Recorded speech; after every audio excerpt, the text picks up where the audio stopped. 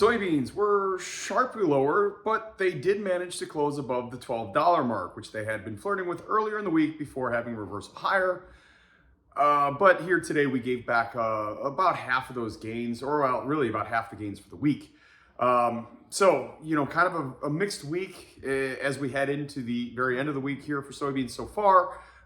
Could be an interesting close to the week. We are closely monitoring Argentina's forecast, which has turned rather hot and dry in the short run, which could stress the crops a little bit, soybeans and corn for that matter.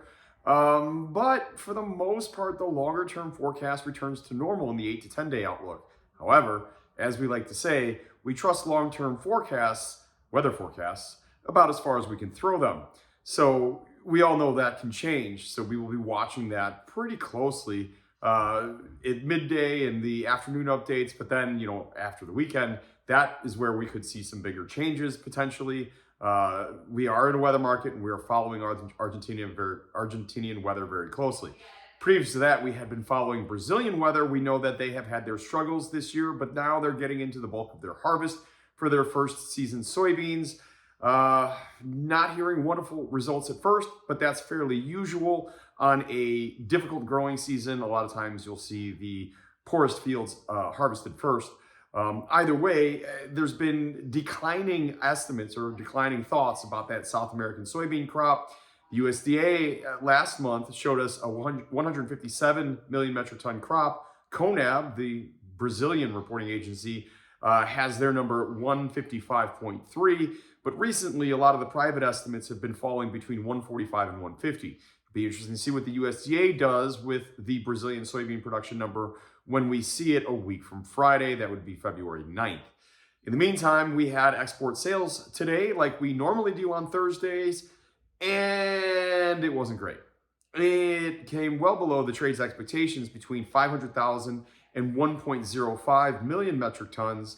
It came in well below the low end of the range at 165,000 metric tons.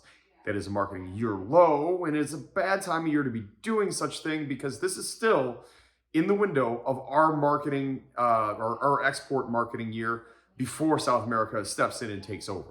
As mentioned, Brazil is starting to harvest. It'll take them a little while to get their product, to finish up harvest and get their product to port. So we do still have a few more weeks left for our marketing window, but it's really not good to see a marketing year low happening as we really want to finish strong here. So that was a bit of a wet blanket on the market today. Part of the reason why we were down as much as we were. In that export sales report, you also had 407,000 metric tons of reductions for unknown destinations. The trade doesn't ever really like to see that, although it's more of an accounting thing as those sales were going from unknown destinations to being designated to a destination. It's a little bit more complex than I think your average market follower understands. Either way, anytime you see reductions, the market doesn't love that. And no matter how you cut it, the weekly total at 165,000 metric tons was really poor. Now, we did have a daily sale of 207,000 metric tons to Mexico, so that helped soften the blow a little bit.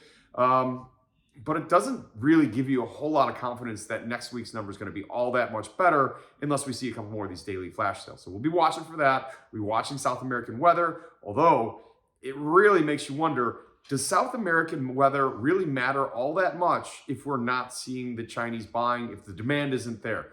Maybe the world stands to lose a little bit on production, and that's the feeling that you had at the end of the day on Thursday. So everybody stay tuned. A whole lot going on with the soybean market here. Have a wonderful day and stay safe.